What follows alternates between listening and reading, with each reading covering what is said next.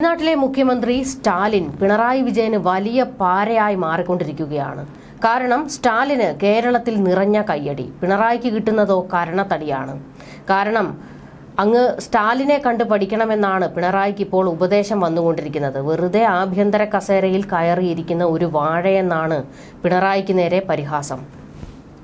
ഒരാഴ്ചക്കിടെ തമിഴ്നാട്ടിൽ രണ്ടാമത്തെ ഏറ്റുമുട്ടൽ കൊലയാണ് നടന്നിരിക്കുന്നത്. BSP നേതാവ് ആംസ്ട്രോങ്ങിനെ കൊലപ്പെടുത്തിയ കേസിലെ പ്രതിയായ കുപ്രസിദ്ധ ഗുണ്ടാ നേതാവ് തിരുവേങ്കടത്തെയാണ് പോലീസ് ഇപ്പോൾ വധിച്ചിരിക്കുന്നത്. ഗുണ്ടകളോട് ഗുണ്ടകളുടെ ശൈലിയാണ് ഇപ്പോൾ തമിഴ്നാട് പുറത്തെടുക്കുന്നത്. തെളിവെടുപ്പിനെത്തിച്ചപ്പോൾ രക്ഷപ്പെടാൻ ശ്രമിക്കുന്നതിനിടെ വെടിയുതിർക്കേണ്ടി വന്നുവെന്നാണ് പോലീസ് പറയുന്നത്. എന്നാൽ കൃത്യമായ പ്ലാനിങ്ങോട് തന്നെ ഈ ഗുണ്ടയെ തീർത്തു കെട്ടിയതാണ് തമിഴ്നാട് പോലീസ്. ഇതാണിപ്പോൾ പിണറായിക്ക് വലിയ ഏണിയായി മാറുന്നത്. തമിഴ്നാട്ടിൽ ഗുണ്ടകളെ ഗുണ്ടകളുടെ രീതിയിൽ തന്നെ പോലീസ് കൊന്നൊടുക്കുന്നു. എന്നാൽ ഇങ്ങ് കേരളത്തിലെ ഉന്നത പോലീസ് ഉദ്യോഗസ്ഥർ വരെ ഗുണ്ടകൾക്ക് ഒത്താശ ചെയ്യുന്നവരാണ്. അവരെ മാലയിട്ട് സ്വീകരിച്ച് അവർ നടത്തുന്ന പാർട്ടിയിൽ പോയി കള്ളും ആഹാരവും കഴിച്ച് കുംഭ വീർപ്പിച്ച് നടക്കുന്നവരാണ് കേരളത്തിലെ പോലീസുകാർ. ആഭ്യന്തര വകുപ്പ് മന്ത്രിക്ക് പിന്നെ ഇതൊന്നും ശ്രദ്ധിക്കാനേ നേരമില്ല. പോലീസ് എന്ത് വേണമെങ്കിലും കാണിച്ചോട്ടെ എന്നാണ് മൂപ്പരുടെ രീതി. ഇവിടെ ഗുണ്ടകളെ പാലൂട്ടി വളർത്തുന്നു, തമിഴ്നാട്ടിൽ ഗുണ്ടകളെ കൊന്നൊടുക്കുന്നു. ചെന്നൈ മാധവാരത്ത് ചായിരുന്നു ഏറ്റുമുട്ടൽ. ഗുണ്ടകളോട് ഗുണ്ടകളുടെ ഭാഷയിൽ സംസാരിക്കുമെന്ന് പുതിയ ചെന്നൈ പോലീസ് കമ്മീഷണർ അടുത്തിടെ പറഞ്ഞിരുന്നു. വെടിയേറ്റ പരിക്കുകളോടെ തിരുവേങ്കടത്തെ ആശുപത്രിയിൽ എത്തിച്ചുവെങ്കിലും ജീവൻ രക്ഷിക്കാനായില്ല. ആശുപത്രിയിൽ എത്തിക്കുമ്പോഴും മരിച്ചിരുന്നു എന്നാണ് ഡോക്ടർമാർ പറയുന്നത്. തിരുച്ചിറപ്പള്ളിയിലെ പുതുക്കോട്ടയിൽ ഗുണ്ടാ നേതാവ് ദുരൈയാണ് ഇതിനു മുൻപ് ഏറ്റുമുട്ടലിൽ കൊല്ലപ്പെട്ടത്. ഇയാൾ ഉൾപ്പെട്ട ഗുണ്ടാ സംഘം വനപ്രദേശത്ത് ഒളിഞ്ഞിരിപ്പുണ്ടെന്ന വിവരം ലഭിച്ച പോലീസ് സ്ഥലത്തെത്തുകയായിരുന്നു. തുടർന്നുള്ള ഏറ്റുമുട്ടലിലാണ് ഇയാൾ കൊല്ലപ്പെട്ടത്. ഇൻസ്പെക്ടറെ വെടിവെച്ചപ്പോൾ ജീവൻ രക്ഷിക്കാനായി പോലീസ് തിരിച്ച് വെടിവെക്കുകയായിരുന്നുവെന്നാണ് പോലീസ് അന്ന് പറഞ്ഞത്. ദുരൈയുടെ ആക്രമണത്തിൽ പരിക്കേറ്റ ഉദ്യോഗസ്ഥന്റെ ചിത്രവും പോലീസ് പുറത്തുവിട്ടിരുന്നു.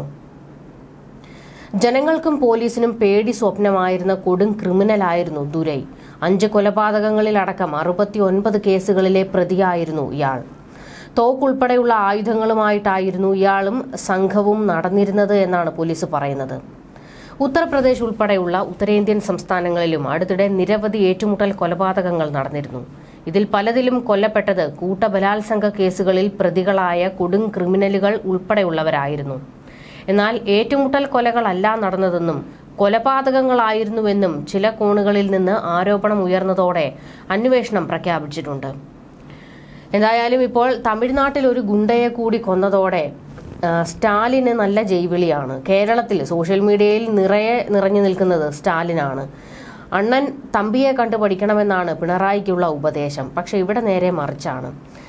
തമിഴ്നാട്ടിലെ പോലീസ് മേധാവി പറഞ്ഞത് ഗുണ്ടകളെ ഗുണ്ടകളുടെ രീതിയിൽ നേരിടുമെന്നാണല്ലോ. പക്ഷെ ഇവിടെ ഒരു പോലീസ് മേധാവി ഉള്ളത് ഭൂമി കച്ചവട തട്ടിപ്പിൽ ഉൾപ്പെട്ട് ഇപ്പോൾ വലിയ പണി മേടിച്ചിരിക്കുന്ന ആളാണ്. ഇവിടുത്തെ പോലീസ് ഗുണ്ടകളുമായി ചങ്ങാത്തം നടത്തുന്നതിൽ വലിയ വിവാദമാണ് അടുത്തിടെ പൊട്ടിപ്പുറപ്പെട്ടത്.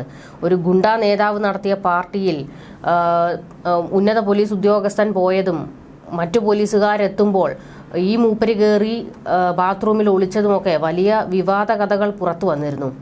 ഇത് മാത്രമല്ല, നിരവധി പോലീസുകാർക്ക് ഇത്തരത്തിലുള്ള ഗുണ്ടകളുമായി വലിയ ബന്ധമാണുള്ളത്. ഗുണ്ടകളിൽ നിന്ന് കൈമടക്ക് വാങ്ങി അവരെ സംരക്ഷിക്കുന്ന പോലീസ് ഉദ്യോഗസ്ഥരാണ് കേരളത്തിലുള്ളത്.